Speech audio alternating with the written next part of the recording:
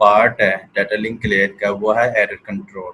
Basically जो आपके पास किसी किस्म के जो डिसिप्लिन्स के हवाले से अगर आप डाटा सेंड करते हैं, एक वो, दूसरा अगर उसको उसके फ्लो को कंट्रोल करना, सेकंड स्टेप, और थर्ड स्टेप अगर किसी किस्म का उस डाटा फ्लो में एरर आ जाता है या उसको उसको डिटेक्ट करना और उसको करेक्ट करना, ये थर्ड पार्ट जो डाटा लिंक लेयर के फंक्शन में है वो एरर कंट्रोल का कॉन्सेप्ट है। Error control is the in our data link layer is based on ARQ, automatic repeat request के तौर पर इसका कॉन्सेप्ट लिया जाता है। बेसिकली ये आपके आने वाली जितनी भी रिक्वेस्ट होती हैं उनके साथ ऑटोमेटिकली रिपीट हो जाता है, जो भी रिक्वेस्ट आती है उसके साथ रिपीट हो जाता है और उसको डिटेक्ट करता है। अगर उसमें किसी किस्म का एरर है तो उसको सोल्व करने की कोशिश करता है या रीट्रांसमिट का ऑप्शन दे देता है। रीट्रांसमिशन तीन केसेस में हो सकती हैं, या तो हो सकती हैं कि आपका फ्रेम डैमेज पूरा हो जाए, या हो सकता है कि आपका फ्रेम का कुछ हिस्सा लॉस्ट हो जाए, या हो सकता है कि आपने एक्नॉलेजमेंट जो रिसीवर साइड से मिली है वो ही ना मिली हो। तो इस किस्म के जो एरर्स आते हैं जिसको हम रीट्रांसमिशन के केस में रखते हैं, और नेक्स्ट हम वन बाय वन इसको डिस्कस करेंगे। First of all, error control के कुछ टाइप्स हैं। एक टाइप है stop and wait automatic request. Automatic जो रिपीट रिक्वेस्ट है। सेकंड जो है स्लाइडिंग विंडोज। बेसिकली यही फ्लो कंट्रोल में भी हमने पढ़ा था कि स्टॉप एंड वेट में एक वक्त में एक फ्रेम सेंड होता है और स्लाइडिंग विंडोज में एक वक्त में कई फ्रेम्स सेंड किए जा सकते हैं। तो इसी को हमने इसी में मौजूद किसी किस्म के अगर एरर आ जाते हैं तो हम उसको कंटिन्यू करेंगे। फिर स्लाइडिंग विंडोज को उस ऑटोमेटिक जो रिपीट रिक्वेस्ट में गो बैक एंड का कॉन्सेप्ट देखेंगे और सिलेक्टिव रिजेक्ट का हमने कॉन्सेप्ट देखना है एरर कंट्रोल में। सबसे पहला है stop and wait automatic repeat request में जो हमने तीन रीड जो देखी थी रीट्रांसमिशन में, डैमेज फ्रेम, लॉस्ट आपके पास फ्रेम, और तीसरा है लॉस्ट एक्नॉलेजमेंट। सबसे पहला है स्टॉप एंड वेट में डैमेज फ्रेम के हिसाब से देखा जाए, फ्रेम ही अगर डैमेज हो, मिसाल के तौर पर ये स्टॉप एंड वेट का मतलब ये है कि डाटा सेंड किया, उसके साथ में एक जीरो का डाटा लगा के सेंड किया कि हाँ जी आपके पास कुछ चीज़ चाहिए, आपको कुछ चीज़ चाहिए। वो कहता है जी मुझे डाटा चाहिए, तो ये एक्नॉलेजमेंट देता है, तो फिर उसके बाद उसको डाटा सेंड किया जाता है। ये कॉन्सेप्ट है डाटा सेंड करने का स्टॉप एंड वेट पे। और मैंने आपको स्टॉप एंड वेट में बताया था कि जब तक आपको डाटा का रिस्पॉन्स ना मिल जाए तब तक आपको वेट करना पड़ता है। ये वेट, इसने एक्नॉलेजमेंट की, डाटा सेंड किया, फिर एक्नॉलेजमेंट की कि मुझे अब जीरो की डिमांड है, वो जीरो की डिमांड करता है, फिर वो डाटा सेंड की जाता है, फिर उसके पास यहाँ पर आ जाए। यहाँ पर जब से ही केस आपके पास मौजूद है, आपने आपको नजर आ रहा है कि आपके पे यहाँ पर आके उसने कर दिया नेगलेक्ट, आपके एक्नॉलेजमेंट को नेगलेक्ट कर दिया। यानी कि मुझे जो डाटा जीरो का जो आपने सेंड किया था, फ्रेम जीरो का, वो मुझे नहीं रिसीव हुआ या मुझे सही तरह मिला नहीं, या उसमें किसी किस्म की डिस्टोर्शन, ये डैमेज हो गया है किस्म के हिसाब से। बेसिकली हम डैमेज फ्रेम पढ़ रहे हैं तो डैमेज हो गया है, ये बिल्कुल समझ आ गई।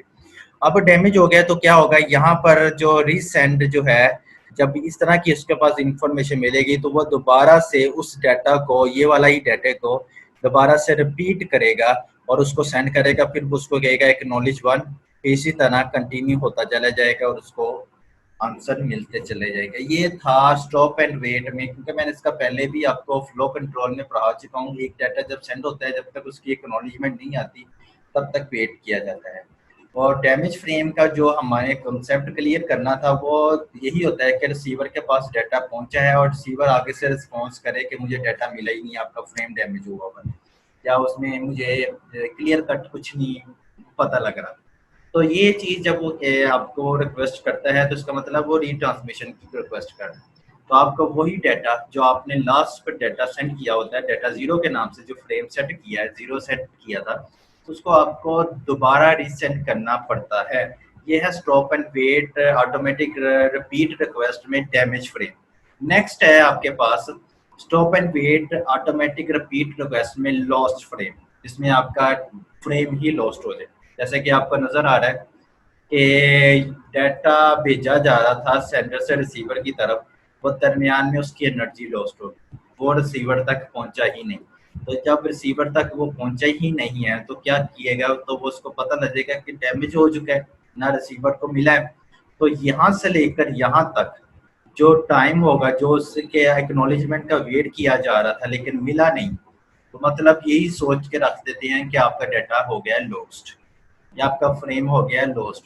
तो वहां पर कॉन्सेप्ट लिया जाता है, दोबारा उसी किस्म के डाटा को दोबारा से सेंड किया जाता है, फिर उसकी एक्नॉलेजमेंट आती है, फिर डाटा वन सेंड किया जाता है, फिर उसकी एक्नॉलेजमेंट आती है, डाटा टू सेंड की। यानी कि मैं बेसिकली आपको कॉन्सेप्ट बता रहा हूँ लॉस फ्रेम का। जब आपके पास लॉस फ्रेम आ जाए तो उसका मतलब ये होता है कि दोबारा से उस डाटा को सेंड करें। डैमेज फ्रेम में तो ये था कि सेंडर से रिसीवर तक डाटा पहुंच गया, लेकिन सेंडर को रिसीवर को डाटा ठीक तरीके से जिस तरह भेजा गया था उस तरह नहीं भेजा गया, उस तरह नहीं पहुंचा, वो एक किस्म का रास्ते में ही डैमेज हो गया, तो उसको कहते हैं डैमेज फ्रेम। लॉस फ्रेम है जो कि आपके रिसीवर के पास पहुंचता ही नहीं है और मिड में ही उसका डाटा लॉस हो जाए, उसको कहते हैं लॉस फ्रेम। ये डिपेंड करता है स्टॉप एंड वेट के आपके जो भी आपका कंसेप्ट था। अभी मैं एरर कंट्रोल में स्टॉप एंड वेट का ही ऑटोमेटिक रिपीट रिक्वेस्ट को ही कंटिन्यू कर रहा हूँ, जिसमें पहले मैंने आपको ऑटोमेटिक रिपीट रिक्वेस्ट में डैमेज फ्रेम के बारे में बताया, सेकंड मैंने आपको बताया लॉस फ्रेम के बारे में। नेक्स्ट जो आपके पास टॉपिक है वो है stop and wait automatic repeat request में लॉस्ट एक्नॉलेज। अब ये लॉस्ट एक्नॉलेज में ये बात होती है कि एक्नॉलेजमेंट हमें बात से भी पता लग रहा है, काम से भी पता लग रहा है कि जो एक्नॉलेजमेंट आनी है वो एक्नॉलेजमेंट जो हमारे पास आएगी वो ही लॉस्ट होगी, यानी कि वो हमें सेंडर की तरफ तक मिलेगी नहीं। जैसे कि ये डाटा सेंड किया था, हालांकि उसने डाटा सेंड किया और रिसीवर ने उसकी एक्नॉलेजमेंट की, लेकिन वो रास्ते में लॉस्ट होगी। पिछला था लॉस्ट फ्रेम जो कि रिसीवर के पास पहुंचा ही नहीं। उससे पहला था डैमेज फ्रेम, रिसीवर के पास पहुंचा लेकिन रिसीवर को सही तरीके से नहीं पहुंचा। एक डैमेज फ्रेम का बात होगी, लॉस फ्रेम की बात होगी, लॉस एक्नॉलेजमेंट की बात होगी कि उसको डाटा भी मिल गया और जब वो एक्नॉलेज कर रहा था उस डाटे की तो वो रास्ते में लॉस्ट हो गई। तो वो लॉस जो भी है वो दोबारा से रिट्रांसमिशन का कॉन्सेप्ट अप्लाई होता है और डाटा दोबारा सेंड किया जाएगा और उसकी एक्नॉलेजमेंट की जाएगी, यानी कि सेकंड कॉपी जो है वो डिस्कार्ड हो जाएगी। जो पहले वाली जो डाटा था वो डिस्कार्ड हो गया, नया डाटा जो आप सेंड करेंगे उसका एक्सेप्टेंस हो जाएगी। ये था concept stop and wait automatic repeat request की, जिसमें आपके पास कॉन्सेप्ट आता है। ये तीनों कॉन्सेप्ट आपके कंप्लीट हो गए। तो जो हमारा टॉपिक है वो है एरर कंट्रोल में। वो दोबारा मैंने ये इमेज एक दफ़ा फिर रिपीट की क्योंकि हम एरर कंट्रोल में stop and wait automatic repeat request को कंप्लीट कर चुके हैं। नेक्स्ट जो हमारा है स्लाइडिंग विंडोज, जिसमें एक से ज़्यादा फ्रेम सेंड किए जाते हैं एक टाइम पर, उसको उसमें हमने कॉन्सेप्ट सारे देखने हैं, जिसको हम कंटिन्यू करेंगे गो बैक एंड की तरफ और सेलेक्टिव रिजेक्ट की तरफ। गो बैक के मुताबिक अगर मैं तीनों फ्रेम को देखूं, डैमेज फ्रेम को देखूं, लॉस फ्रेम को देखूं या लॉस एक्नॉलेजमेंट को देखूं, सबसे पहला है damage frame. Go back and automatic repeat request में देखें आपको नज़र आ रहा है कि एक से ज़्यादा डाटा सेंड किए हैं। डाटा 0 भी सेंड किया गया और डाटा 1 भी सेंड किया है, डाटा 2 भी सेंड किया, डाटा 3 भी सेंड किया, डाटा 4 भी सेंड किया, डाटा 5 भी सेंड कर दिया गया। यानी कि एक से ज़्यादा टाइम में फ्रेम एक टाइम में कितने फ्रेम सेंड कर दिए। जैसे ही उसको डाटा 2 के पास डाटा पहुंचा था, यानी कि ये पहले सबसे पहले ये 3 डाटा सेंड किए थे, ठीक है, उसमें उसने एक्नॉलेजमेंट दी 3। जैसे ही वो 3 की एक्नॉलेजमेंट उसने दी है तो उसको जो है डाटा जो भी उसके पास पीछे भेजा गया था वो उसने कहा कि भाई मेरे पास जो 3 का डाटा है वो मेरे पास नहीं है, तो एरर आ रहा है, उसमें डिस्कार्ड कर दिया उसने डाटा 3 को। जैसे ही वो डाटा 3 डिस्कार्ड हो जाए तो वहां से लेकर आगे तक जितने भी डाटा होंगे उसको दोबारा से रीसेंड कर किया जाएगा।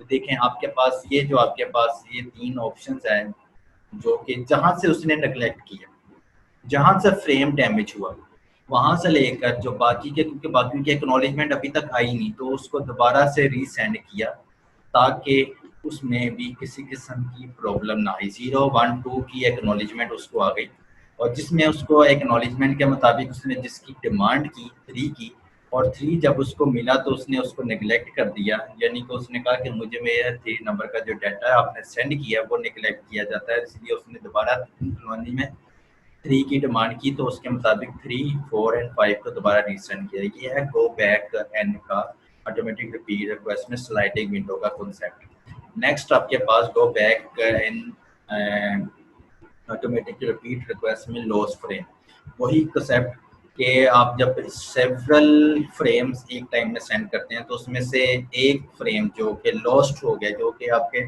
लॉस्ट फ्रेम का मतलब जो कि आपके पास रिसीवर के पास पहुंचता नहीं है, वो डिस्कार्ड हो जाए, तो वो बता देता है कि जो आपने 2 नंबर का जो डाटा फ्रेम का सेंड किया था वो नेगलेक्ट किया जाता है, दोबारा रीसेंड करें।